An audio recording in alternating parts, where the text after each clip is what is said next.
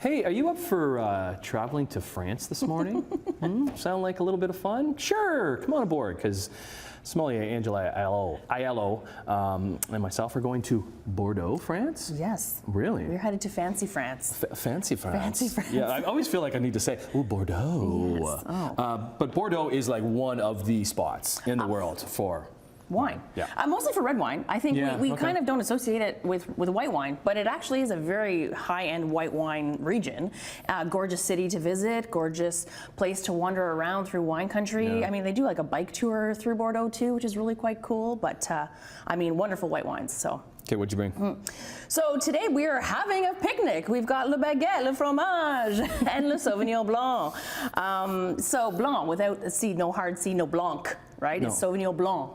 Blanc. So we have beautiful Riedel Sauvignon Blanc glasses here, made by the Riedel family. Riedel like needle, if you ever want to say that correctly. And I saw something that he was just in town recently that you got to meet, right? Last week. Right. Yeah. Cheers. And honestly, we really learned in his master class the art of how fine glassware tastes better when your wine tastes better in the right glass. So so his last name is Riedel. What's his first name? Yes, Maximilian. Get Max, yes, he's great on Instagram too, actually. He's great to follow. But we did this whole art of tasting where you put a wine in different glassware and it's designed to basically hit your palate, your nose, those tannins, the fruit, the acid, all really aligns itself for sort of that really magical palate experience. So this is a Sauvignon Blanc? A Sauvignon Blanc glass, exactly. Yes, beautiful. It actually looks almost like a champagne glass, so you can use it as a champagne glass. It can double up, and you can get your varietal glassware available online.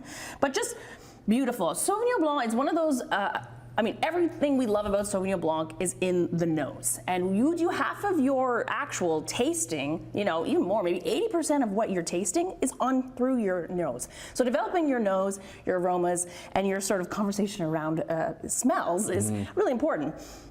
But Bordeaux is really this beautiful place. It's close to the water. It's entre de mer. It's by the Gironde River.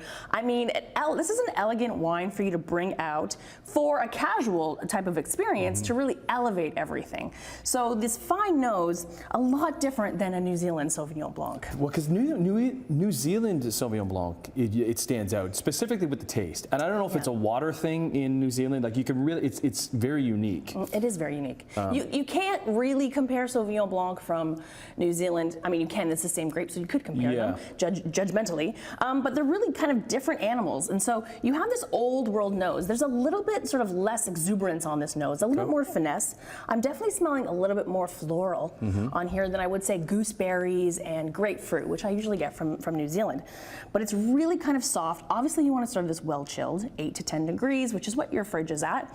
But actually watch how the wine evolves as it warms up. This is another thing you can do with Chardonnay. But wine in general changes its performance level based on the temperature. Because generally I would like white wine as cold as it could be. 100%. But it will taste different if it's not as cold as it can be. Because that's where it comes like the crushable wine when it's really, really cold because you're just drinking it on a hot summer's day. Exactly. But maybe you're not getting all the elements of the wine if it's super cold like that. Definitely, it's muted, right? So whether it's too hot or too cold, you can mute those different aspects of the wine. But this wine smells beautiful. I mean, this smells floral, it smells perfumey. You're getting a little bit of sort of that citrus notes, but almost to me it's more orange blossom than say lemon and lime, which I really appreciate. But get a little taste of this. I'm still not at the point where I can do that, where I can get all that. Like, obviously I'm quite connected to, like, with my wife being a sommelier, but like, and she can do it just like you can, but I still can't get it. But I don't get intimidated by it, and anybody at home shouldn't get intimidated by it either. But when you say those things, the orange blossom, I'm like, oh yeah, I do smell that. Right? You wouldn't think like a white wine for orange blossom, but when you taste it, now you're getting more minerality to this, like a little bit of wet rock, but there's still sort of that lift on the palate. The acid is really beautiful.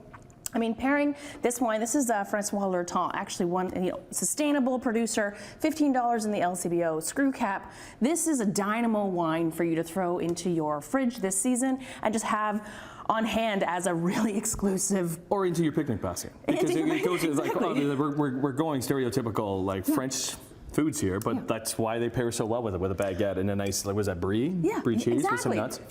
Simplicity is really where the elegance and the fun of life comes into play. It doesn't have to be complicated. You said $15?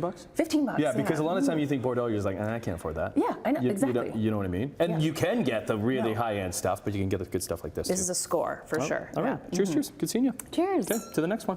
More Morning Live after this. Oh yes, the orange blossom.